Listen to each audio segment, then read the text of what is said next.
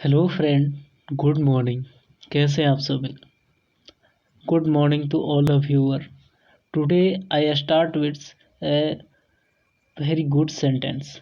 और सेंटेंस यह है कि don't wait for the perfect moment. ध्यान से सुनिएगा कि don't wait for the perfect moment, take the moment and make it perfect.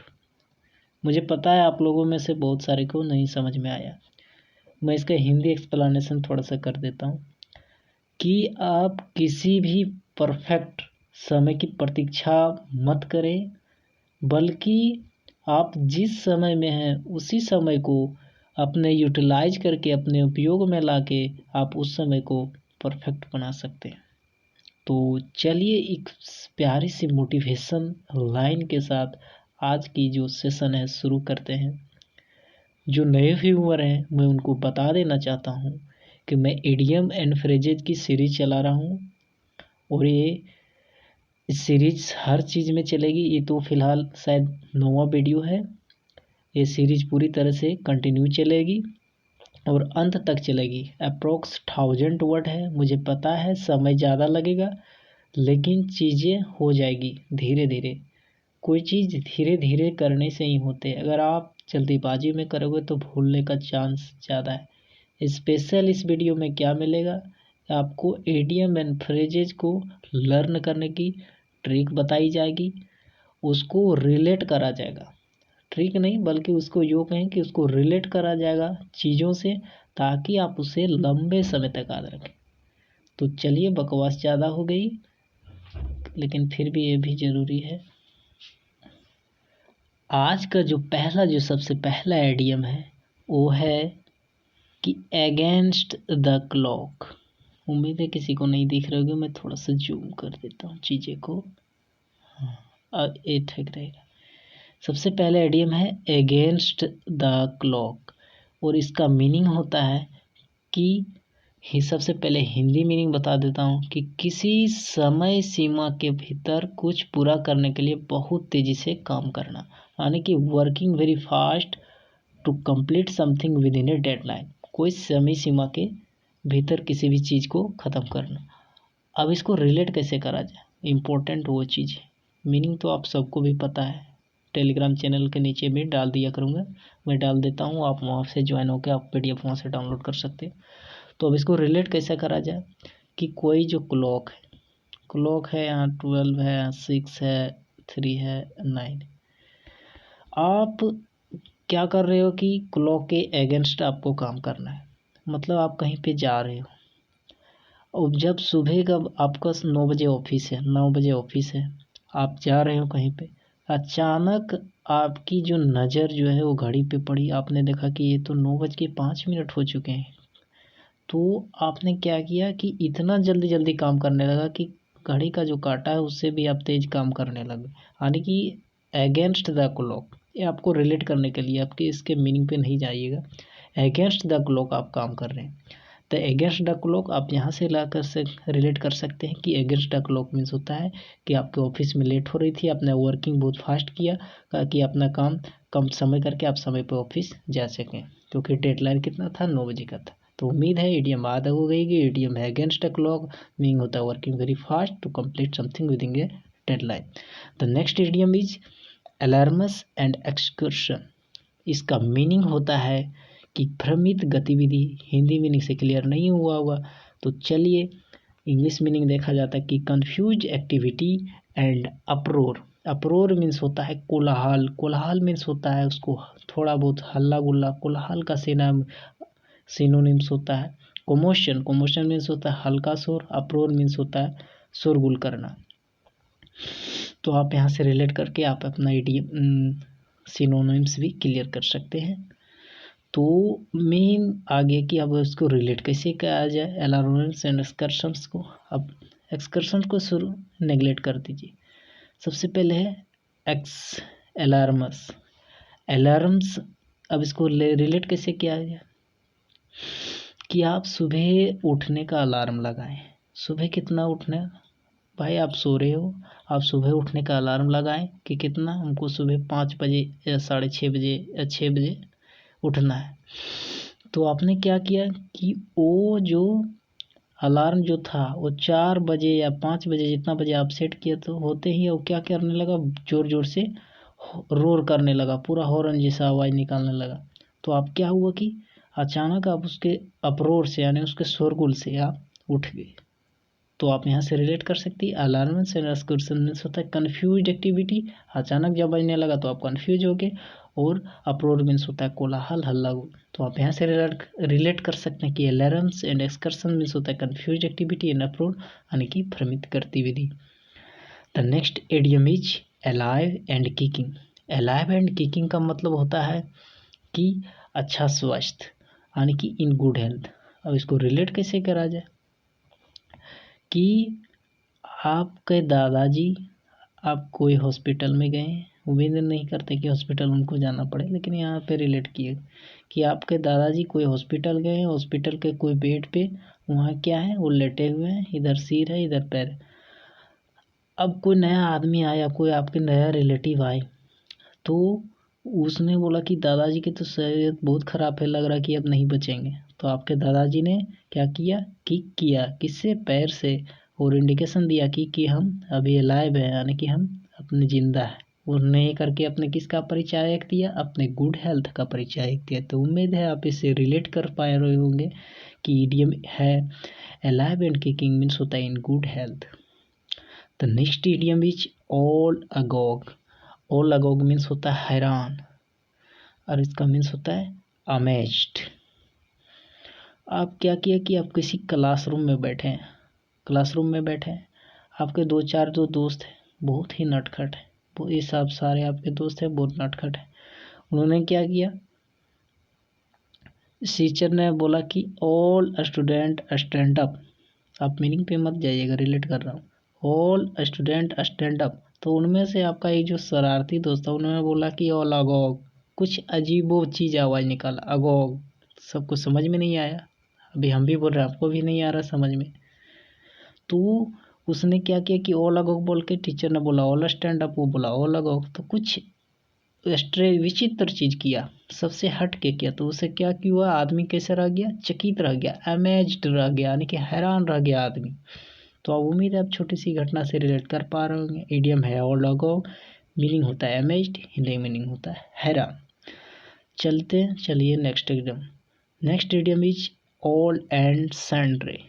Meaning होता है इसका कि वबीन किसी भेद के। हिंदी मीनिंग तो नहीं आया समझ में, तो चलिए नेक्स्ट में चलते हैं इंग्लिश में। Everybody without distinction. Everybody without distinction. Everybody without distinction means होता है विभिन्न किसी भेद के, यानी कि वहाँ मिसप्रिंट हो गया थोड़ा सा, वहाँ होता है कि बिना किसी भेद के, यानी कि विदाउट एनी सीक्रेट्स।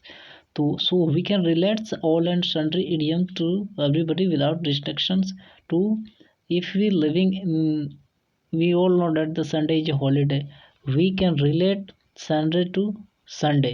हम लोग किससे रिलेट कर सकते हैं संडे को, संडे से होली कर सकते हैं। और हॉलीडे में क्या होता है कि दोस्त सब लोग क्या होता है कि इकट्ठा होते हैं किसी पार्क में, किसी होटल में, या किसी मीटिंग प्लेस पे।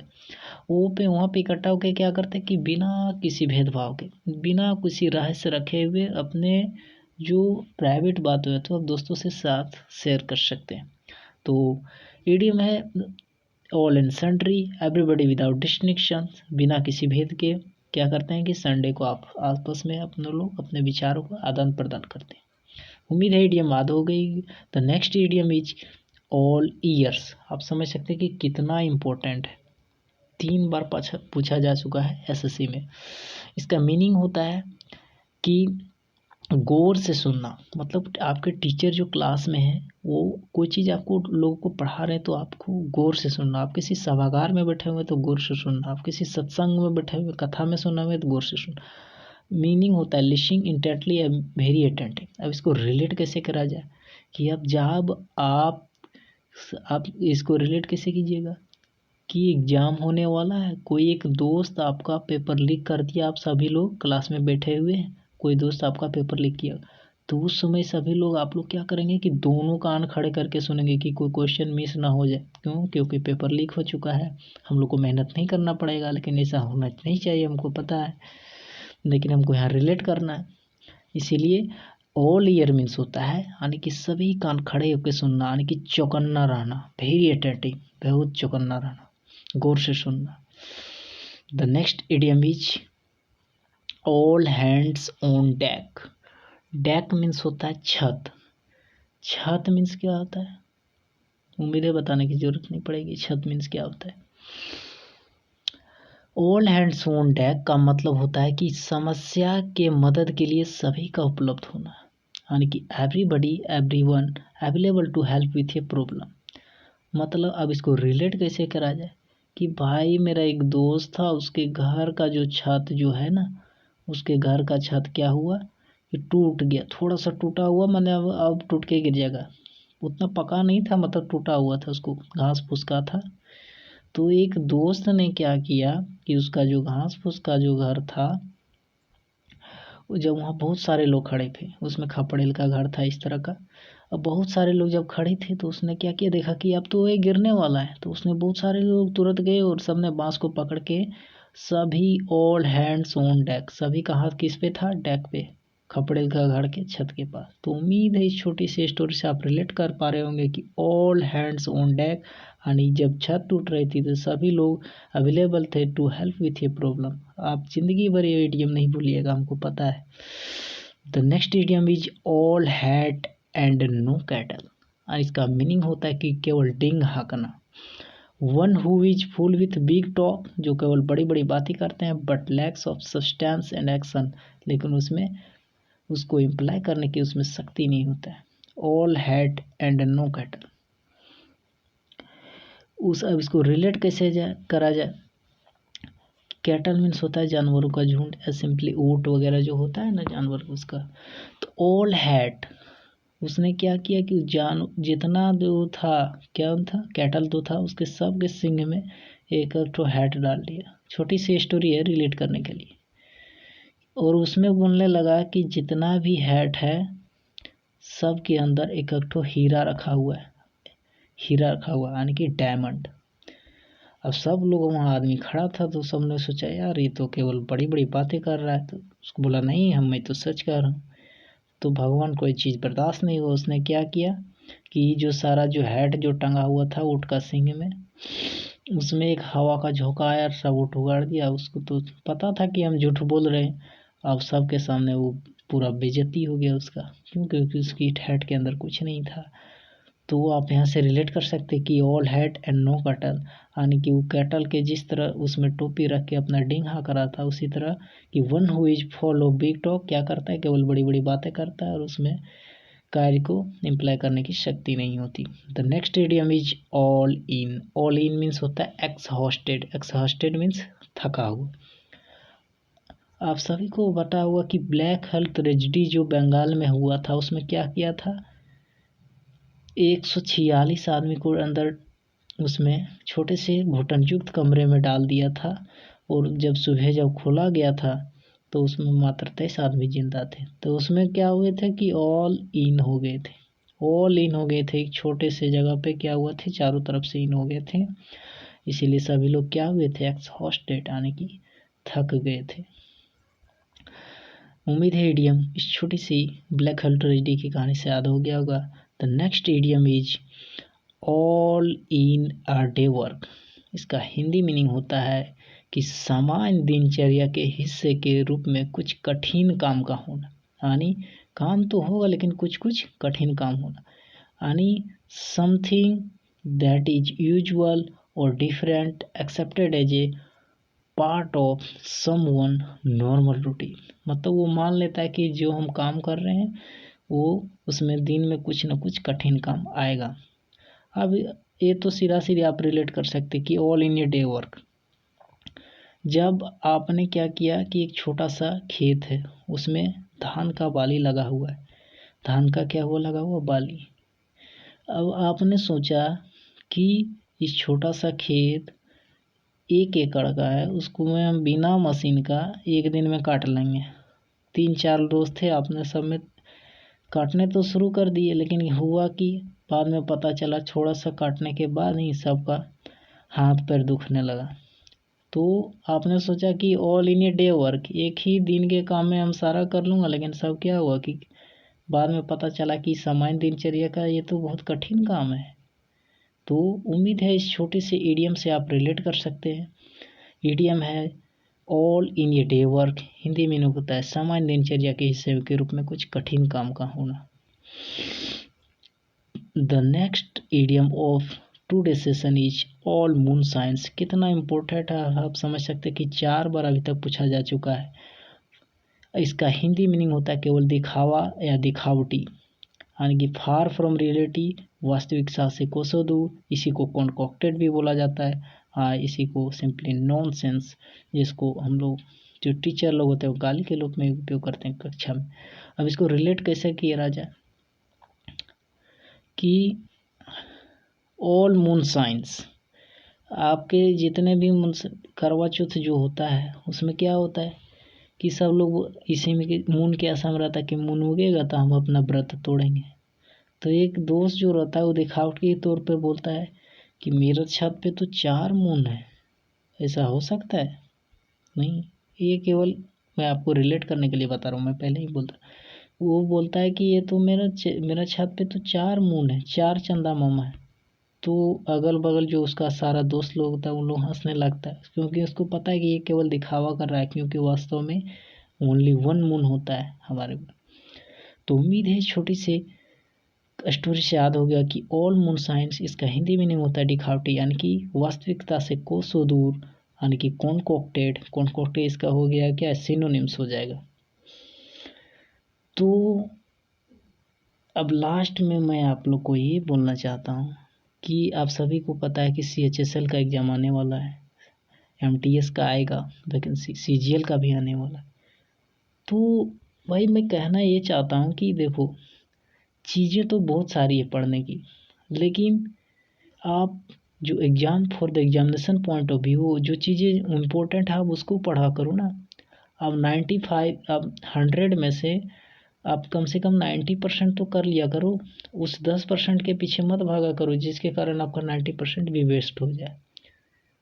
तो मैं यही कहना चाहता हूँ कि कोई भी चीज़ है आप मेरे को फॉलो करो या किसी और को फॉलो करो, जिसको भी फॉलो करो, आप कहीं एक जगह से पढ़ो। अगर उम्मीद है कि मैं उनको पता है कि मैं आप लोग को क्या क्या जरूर, जितना भी चीज़ें सब चीज़ आस्क किया हुआ है, कोई ना कोई SSC के एग्ज़ाम में सब पूछा हुआ, प्रीवियस ईयर का ही मैं करवा रहा हूँ। और जितना करवा रहा हूँ आप यकीनन मानिए, अगर आप विश्वास रख के कर लेते हैं तो उम्मीद है आपका नैया पार हो जाए। ज़्यादा वीडियो नहीं लंबे करेंगे। Thank you, bye bye, take care, अच्छे से रहिएगा। Thank you.